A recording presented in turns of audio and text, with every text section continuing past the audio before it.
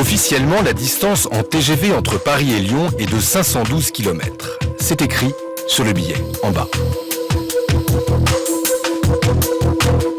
Mais quand on se plonge dans ce document de Réseau Ferré de France et que l'on additionne toutes les sections qui relient Paris à Lyon, ce n'est plus 512 km, mais 427.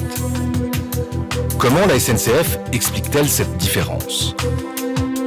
Oui, alors c'est une vieille histoire. En fait, au moment, donc vous avez dit, la ligne TGV elle a 30 ans, on a gardé le kilométrage dans les machines, on a gardé le kilométrage de la ligne classique.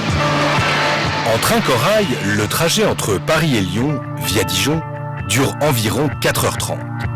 La distance est bien de 512 km. La nouvelle ligne TGV, dessinée à l'époque par les ingénieurs de la SNCF, est en rouge sur cette carte. Le parcours est plus court de 85 km. Un détail pour la SNCF. En réalité, ce kilométrage, il sert à rien. Pas du tout, c'est fini. Sur TGV, le prix, c'est ce qu'on appelle un prix de marché.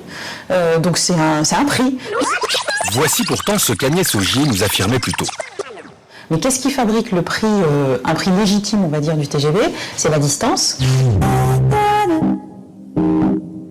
Le kilométrage est bel et bien un des paramètres de calcul, comme le montre cette équation.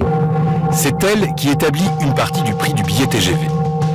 C'est ainsi que pendant des années, les passagers du TGV Paris-Lyon ont payé 85 km de trop. Sous couvert d'anonymat, un haut responsable de l'entreprise publique nous affirme que la SNCF aurait sciemment conservé l'ancien kilométrage. À l'origine, la SNCF construit une ligne TGV pour aller à Lyon. Et elle réalise que ça lui a coûté une fortune cette histoire. Si je mets les billets au tarif kilométrique réel, je ne vais jamais m'en tirer. Du coup, dans ce tarif kilométrique calculé sur le Paris-Lyon, le nombre de kilomètres que l'on rentre dans la formule est vraiment supérieur au nombre de kilomètres réels. Ça leur a permis de trouver un petit truc sur la ligne Paris-Lyon.